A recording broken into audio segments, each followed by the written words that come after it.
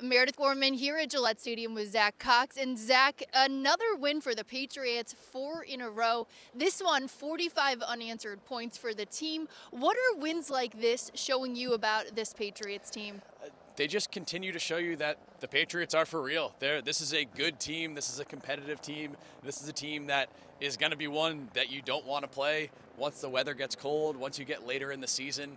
Obviously, they had their struggles early on. They really just did not look like a very good team, quite frankly, for the first 4 or 5 weeks of the season. But you've seen a lot of these new pieces now come together. They've really developed the kind of formula for winning games. Their defense has been phenomenal. They're still running the ball very well. Mac Jones had probably his best game as a pro today. Just an all-around excellent performance against the Browns team. Yes, they didn't have Nick Chubb, but this is still a very talented Browns team. To beat them 45-7, it's a real statement from this Patriots team. Now, I know this is a word or a phrase that the Patriots players always say, but next man up really did seem to be put on display tonight. No Damian Harris, Ramondre Stevenson steps in, multiple touchdowns, over 100 rushing yards. But examples like that, what does that show you about the team's depth, especially as we go later and later into this season? Yeah, it's something the Patriots didn't really have last year. They just kind of lacked even top-end talent. Now they've got, you see a backup coming in, rushing for 100 yards. Ramondre Stevenson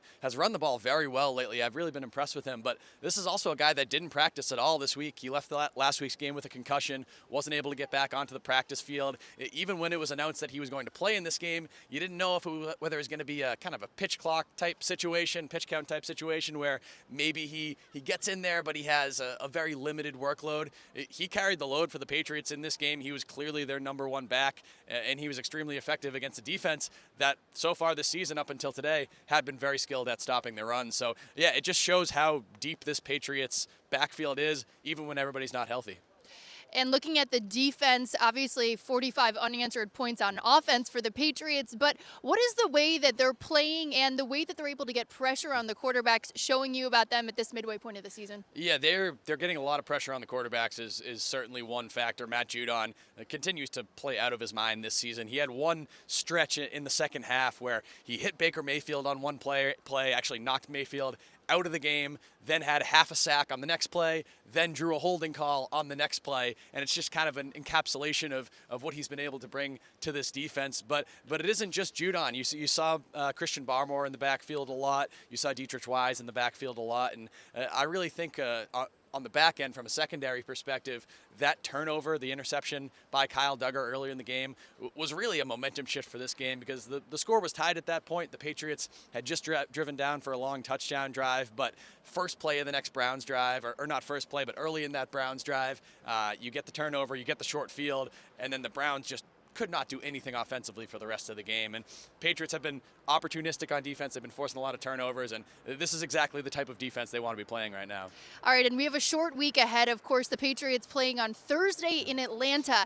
So what does this short week entail for the Patriots? It's difficult. We talked to Bill Belichick after this game. A short week is always difficult. A short week when you're traveling, this is a road game for the Patriots, is always difficult, and especially when you're playing a team from the other conference. The Patriots haven't played the Atlanta Falcons in 4 years, so there's going to be a lot of kind of scrambling. They've already had members of their coaching staff, obviously, who have been looking ahead and preparing for this game, but it's going to be kind of a crash course for the Patriots to get up to speed with everything that Atlanta likes to do. But I mean, looking at where Atlanta is, they just lost 43-3 to the Dallas Cowboys today. This is a game the Patriots should win this week, which would put them at 7-4. Very good position for the playoff hunt.